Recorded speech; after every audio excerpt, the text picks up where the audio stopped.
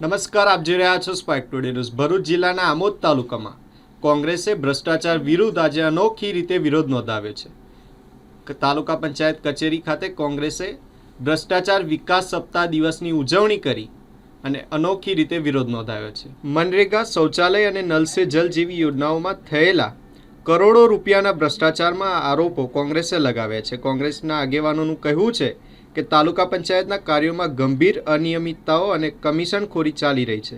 જંબુસર વિધાનસભાના યુથ કોંગ્રેસ પ્રમુખ તથા આમોદ તાલુકા કોંગ્રેસ પ્રમુખ નરેન્દ્ર પટેલ દ્વારા નેતૃત્વમાં કાર્યકરોએ સૂત્રોચ્ચાર કર્યા છે કે ભાજપ હમસે ડરતી હૈ, પોલીસ को आगे कर दिए। કાર્યક્રમ દરમિયાન કોંગ્રેસ કાર્યકરોએ ભાજપના કમળના ચિહ્નને ઊંધું પલટાવી ભ્રષ્ટ કમળ તરીકે પ્રતિકાત્મક વિરોધ નોંધાવ્યો હતો। વિરોધ દરમિયાન માહોલ ગરમાતા પોલીસે તાત્કાલિક ચુસ્ત બંદોબસ્ત ગોઠવવો પડ્યો હતો અને અનેક કાર્યકરોને આમોદ પોલીસે અટકાયત કરી પૂછપરછ માટે પોલીસ સ્ટેશન ખાતે લઈ જવામાં આવ્યા હતા। કોંગ્રેસના આગેવાનોનું ચેતવણીભર્યું નિવેદન સામે આવ્યું છે કે જો ભ્રષ્ટાચાર પર કાર્યવાહી નહીં થાય તો આંદોલન વધુ ઉગ્ર બનશે।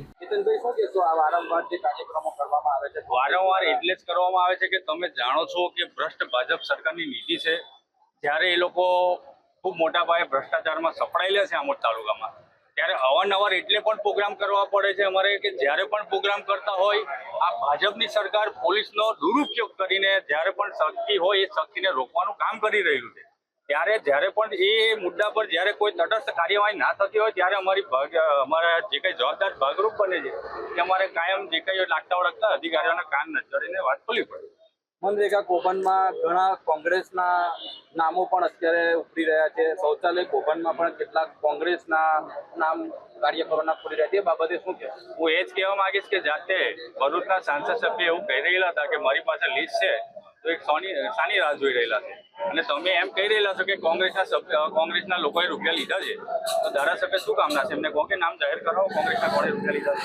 1 કરોડ 40 લાખનો મુદ્દો 1 કરોડ ને 40 લાખનો મુદ્દો જ્યારે ચાર્જશીટના જે કંઈ પુરાવા આવશે તે તમને લીગલી ખબર પડી જશે।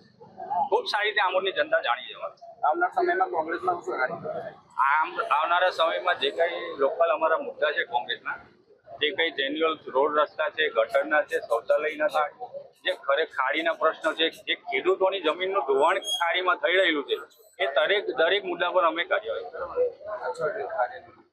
વારંવાર કોંગ્રેસ દ્વારા અહીંયા આગળ જે કાર્યક્રમો કરવામાં આવે છે તેનું મુખ્ય કારણ, મુખ્ય હેતુ શું છે?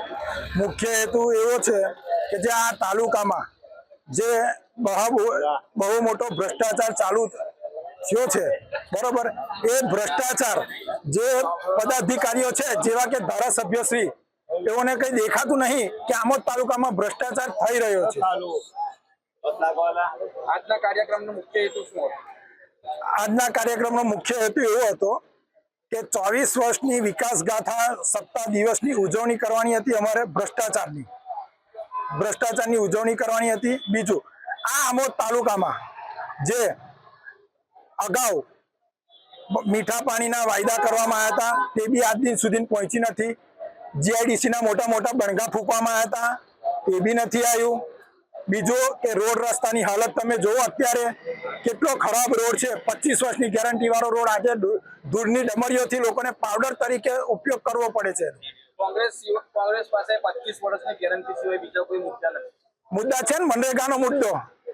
તમે સાંસદ સભ્ય થઈને પૂછો કે ભાઈ તમે કહો છો કે ભાજપના ને કોંગ્રેસના અને અન્ય પાર્ટીના લોકોના ભ્રષ્ટાચાર જે મનરેગામાં પૈસા લીધા છે એનું અમારી પાસે લિસ્ટ છે, તમે જઈને સંસદ સભ્યને પૂછી શકો છો।